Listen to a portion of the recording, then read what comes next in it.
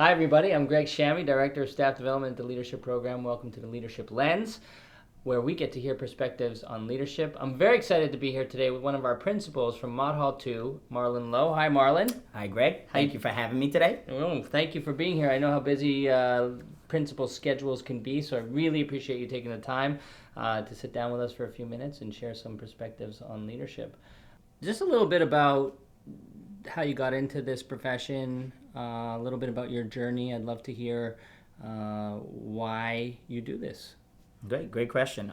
I can really give you three reasons. The first, always been a man of the kids. Love children, love working with children. So any job where I could be around children primarily was a win. Second thing is, as a Brooklyn boy who came up through the public school system, I was really cognizant of some of the shortcomings of the system. And put myself on a path to do something about that, rather than just experiencing it. And finally, I've always loved social studies. I really got into this profession. I didn't start off to be the principal. I started off to be a social studies teacher who really wanted to inform children about the society in which they lived and how to make the most advantage and really be strong citizens within that society. The educational model has essentially flipped from when I was a child. I would argue that I did not, from the child perspective or the student perspective, feel that children's first philosophy that is now spread throughout the system. It did seem like a system working primarily for adults, with children taking a back seat to those priorities and needs. One of the big differences between the work I do today and the school system I was in was the large school versus small school model. Now, I do think large schools could be successful. I want to be very clear about that, and there are many that are. However, the large schools I went to, I was able to remain anonymous.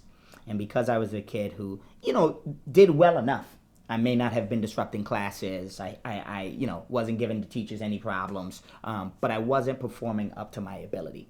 And that was deemed okay at the time. Whereas in the climate we have now, there is a big onus, a big push to really treat each child as individuals, make sure they're known, make sure they set goals for themselves, make sure they're working towards something larger. And if they're not meeting their full potential, there should be some sort of intervention or some sort of outreach to really facilitate that and encourage them to do better. Whereas the system of the previous years, 80 was okay.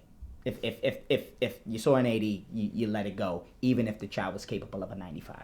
And to me, that's unacceptable. So the goal for living is basically the constitution by which we live by. It's a value system we ask the children to subscribe to. We have things like being honest, showing integrity, being responsible, showing respect, showing generosity. And the reason why we have these things are, again, children hear a lot of times, be good people, but what does that mean? How is that defined to them? What does good mean? Such a subjective term, right?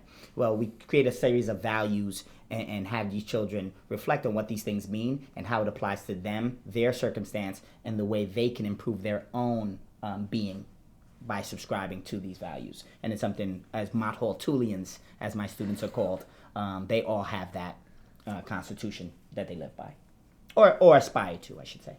That's awesome. Well, thank you so much for joining us. Thank you. And taking the time to sit down with us, like I said, in such a busy schedule. As you can see, Marlon is really a phenomenal role model. I've seen him in action. He's always buzzing around, moving, connecting, listening, and it's amazing. The love and the passion and the care is so visible from an outside perspective that it's completely inspiring to me. So thank you for your work.